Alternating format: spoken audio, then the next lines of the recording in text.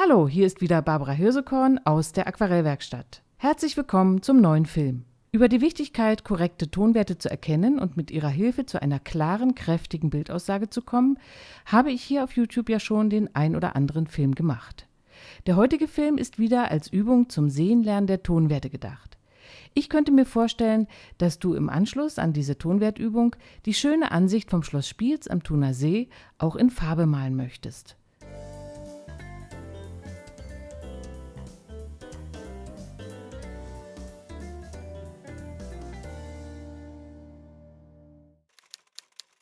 Die heute verwendeten, sehr übersichtlichen Materialien sind folgende Farben: Sienna gebrannt von Winsor Newton und Ultramarin Feinst von der Firma Schminke. Ich arbeite auf gutem Büttenpapier der Firma Arches 300 Gramm Grain Fin.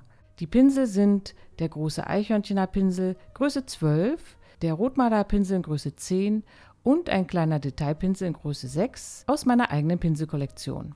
Oben querliegend noch der Auswaschpinsel, ein Flachpinsel der Firma Da Vinci.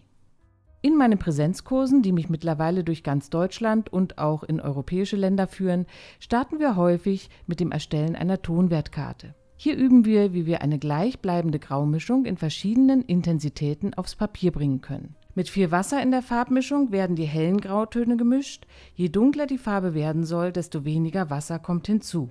Wenn wir in der Lage sind, jede Aquarellfarbe sehr hell, aber auch kräftig und dunkel aufzutragen und dies mit der Wassermenge im Pinsel genau steuern können, dann ist der Weg frei für kontrastreiche und lebendige Aquarelle. Für das heutige Bild verwende ich nur 2 Farben, Sienna gebrannt und Ultramarin Feinst. Die Mischung aus diesen beiden Farben ergibt ein leuchtendes Grau, welches je nach Farbdominanz kühl oder warm erscheinen kann. Ich arbeite das folgende Motiv in 4 Tonwerten aus. Der erste und kostbarste Tonwert im Aquarell ist immer das helle Papier Weiß. Dann folgt eine Mischung mit viel Wasser und einem dementsprechend hellen Grauwert. Die beiden nächsten Fächer werden mit Tonwertstufe 3 und 4 immer dunkler ausgefüllt. Das korrekte Anmischen der Tonwerte übst du am besten so lange, bis es dir in relativ hohem Tempo gelingt, genau den gewünschten Tonwert aufzutragen.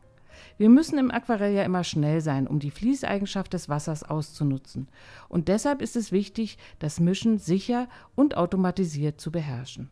Auf unserem Referenzfoto hier sehen wir, dass der Himmel einen mittleren Tonwert hat und die sonnenangestrahlten Gebäudeteile im hellsten Tonwert erscheinen. Hier im Turm des Schloss Spiez zum Beispiel ist der Tonwert Sprung zwischen der Schattenseite des Gebäudes und dem hellen Himmel deutlich zu sehen. Die Skizze und das Referenzfoto bekommen die Unterstützer unseres Kanals wieder per Mail zugesendet. Dies ist ein Service, den du ab 2 € monatlicher Unterstützung nutzen kannst. Wir bedanken uns an dieser Stelle für die finanzielle Unterstützung unserer Arbeit hier auf YouTube. Alle Infos zu den unterschiedlichen Paketen und Angeboten findest du unten in der Videobeschreibung. Das gesamte Blatt wird jetzt zunächst in Tonwertstufe 2 ausgefüllt. Die ganz hellen Bereiche, also die Tonwertstufe 1, werden dabei ausgespart. So funktioniert auch die klassische Aquarellmalerei, die oft die Lasuren in Schichten aufbaut. Für uns bedeutet das, dass die dunklen Bereiche später über den mittleren Tonwert gesetzt werden. Ich arbeite also von hell nach dunkel und mit jeder Schicht kommt ein neuer Tonwert dazu. Zwischen den einzelnen Schichten muss das Bild immer gut trocknen.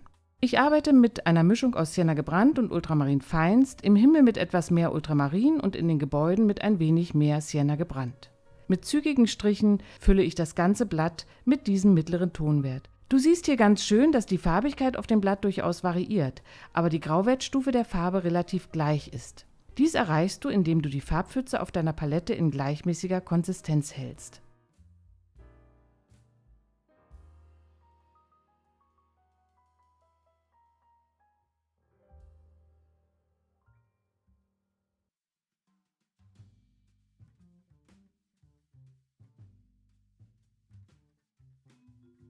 Bevor wir nun den nächsten Tonwert auftragen, ist es wichtig, dass die erste Schicht ganz trocken ist. Du kannst das Blatt hierfür einmal föhnen oder eine Pause machen, bis die Farbe getrocknet ist.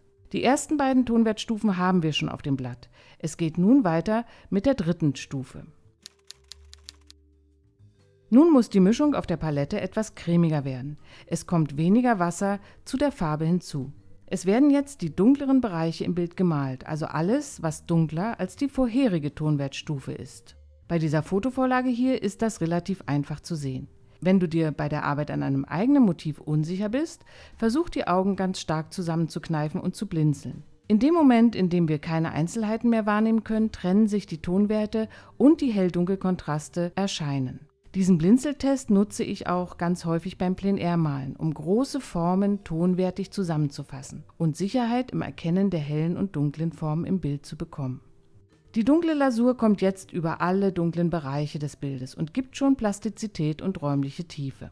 Ich variiere wieder ein wenig in der Farbtemperatur, das heißt, Blau und Braun werden in verschiedenen Mischungen aufgetragen. Die Konsistenz der Farbpfütze in der Palette bleibt jedoch immer gleich.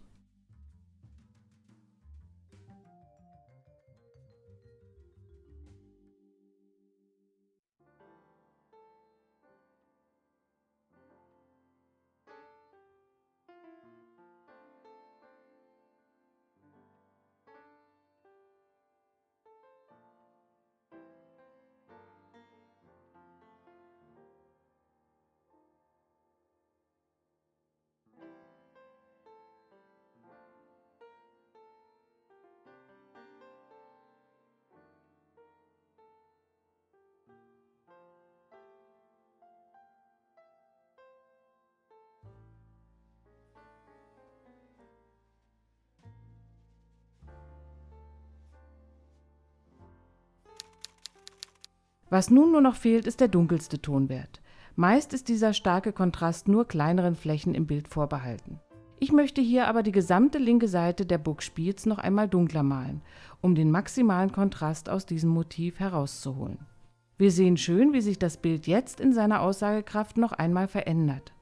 Der hellste Tonwert des Papier Weiß fängt nun an, richtig zu strahlen. Solche starken Kontraste bringen ein Aquarell immer zum Leuchten.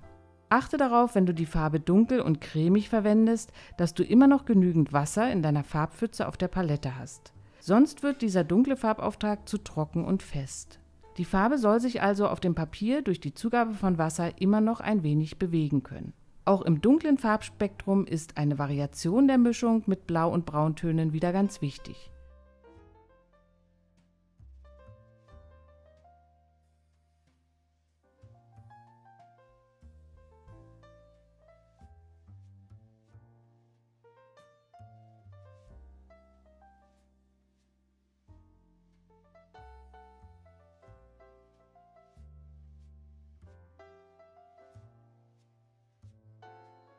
Mein Bild ist jetzt eigentlich fertig. Ich setze noch eine kleine abschließende Lasur mit Tonwertstufe 3 von unten kommend in den Vordergrund. So wird das Gebäude durch die dunkleren Mitteltöne noch besser eingerahmt.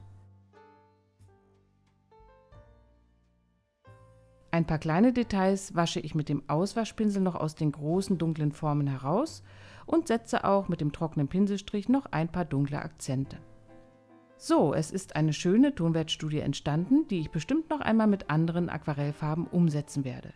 Schreib mir gerne in den Kommentaren, ob du mehr von solchen Tonwertübungen hier auf YouTube sehen möchtest und ob sie für dich beim Aquarellmalen hilfreich sind. In der nächsten Woche gibt's hier schon wieder einen neuen Film. Ich freue mich schon drauf und sage Tschüss, bis dahin.